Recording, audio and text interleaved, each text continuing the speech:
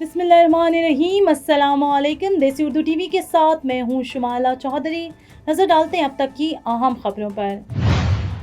Ukraine کے spider web cyber operation نے روس کو $7 ارب کا نقصان پہنچایا۔ استنبول امن مذاکرات سے قبل یوکرین اور روس کے درمیان بڑی ڈرون جنگ۔ غزہ کے لیے انسانی امدادی جہاز ڈرون حملے کے بعد کیٹینیا سے روانہ۔ وزیر اعظم شہباز شریف کا command and staff college Quetta کا دورہ، مسلح افواج کی تعریف۔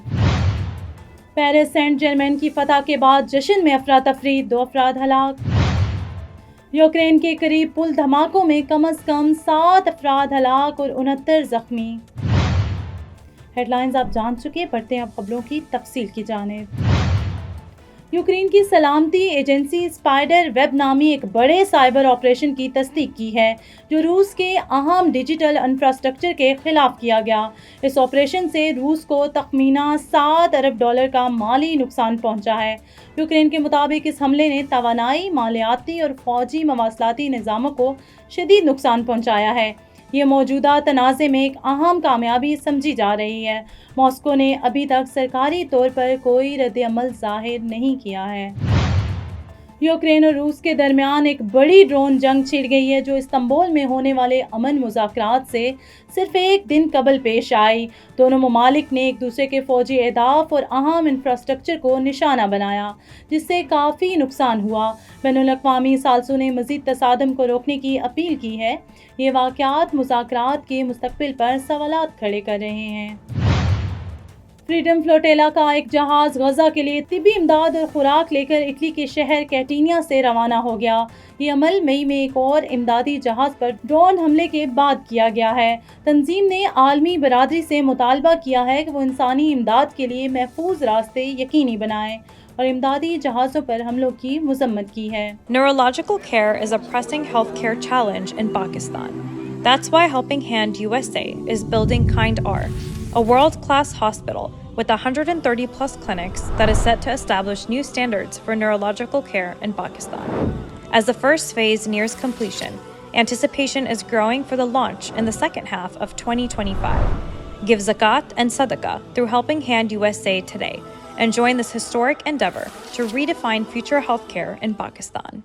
آگے بڑھیں اور آپ کو بتائیں کہ وزیر اعظم محمد شہباز شریف نے command and staff college Quetta کا دورہ کیا جہاں انہوں نے آپریشن بنیان مرصوص میں پاکستان مسلح افواج کی بہادری اور قربانیوں کو سراہا۔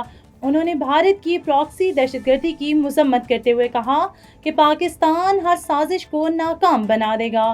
انشاءاللہ وزیر اعظم نے فوجی قیادت کے ساتھ ملکی سلامتی کے معاملات پر تبادلہ خیال بھی کیا۔ پیرس سینٹ جرمین کے چیمپئنز لیگ جیتنے پر ہونے والے جشن میں تشدد پھوٹ پڑا جس کے نتیجے میں 2 افراد ہلاک اور متعدد زخمی ہو گئے۔ پولیس نے مزید تشدد کو روکنے کے لیے سیکیورٹی بڑھا دی ہے اور تحقیقات شروع کر دی ہیں۔ شہر کے عہدیداروں نے عوام سے پرامن طریقے سے جشن منانے کی اپیل کی ہے۔ روس نے اطلاع دی ہے کہ یوکرین کے قریب 2 پلوں کے دھماکوں میں 7 افراد ہلاک اور 69 زخمی ہوئے ہیں۔ یہ واقعات امن مذاکرات سے کچھ دن قبل پیش آئے۔